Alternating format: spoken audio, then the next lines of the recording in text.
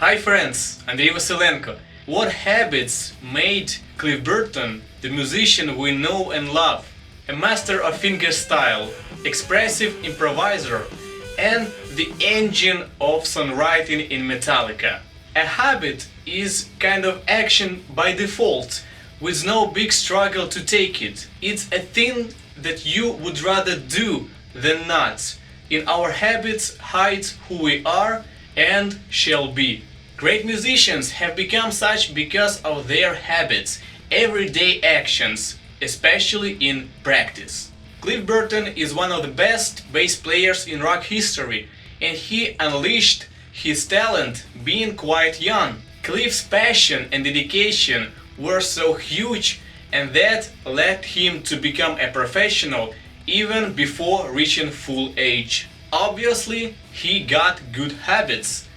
We talk about musical ones. For the first time, Cliff took bass at the age of 13, affected by brother's death. His parents told that the first tries in bass playing were not so successful, and only in a half of a year they began to see his potential. Then the routine, the habits began to form. So habit number 1, practicing from 4 to 6 hours every day. Cliff took bass and played at any suitable time. Just woke up, before or instead of sleep, on rehearsals and gigs of course.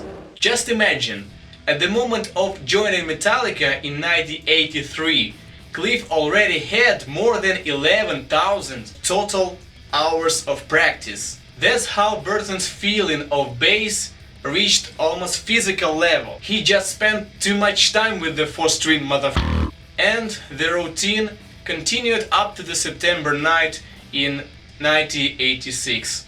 Habit number 2, transcribing classical music. Cliff adored classical composers. He really just did sit down and played Beck. He loved Beck, Cliff's mother told.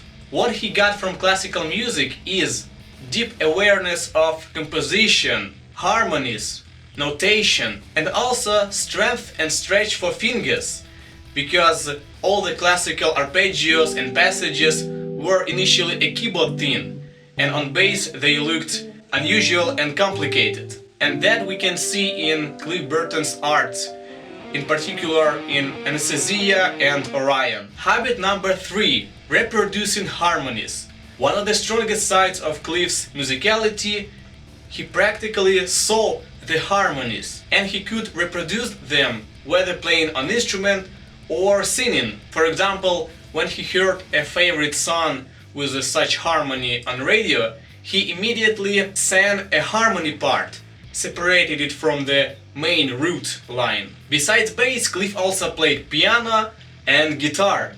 Accordingly to Kirk Hammett, Cliff always carried a small acoustic guitar down-tuned to C to write harmonies. And exactly Cliff brought the knowledge of harmonies into Metallica. And habit number 5, seeking for more. Cliff was starving for knowledge, and the dedication knew no limits. He changed several bass teachers in first few years of practice because he just overgrew them. He attended musical college to deepen the knowledge of music theory, and he was reading books all the time about bass and with no tabs, about composition and other stuff that could make him a better musician. Cliff didn't want to wallow in traditional role of bass players in rock music. He was a composer of full value, true artist.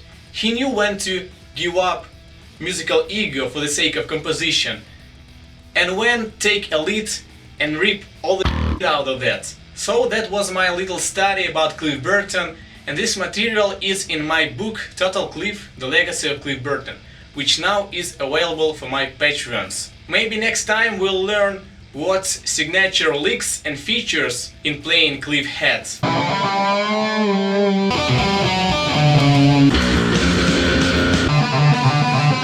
What do you think about that? Write in comments. Subscribe to this channel for more stuff about bass, music, Metallica, Cliff Burton.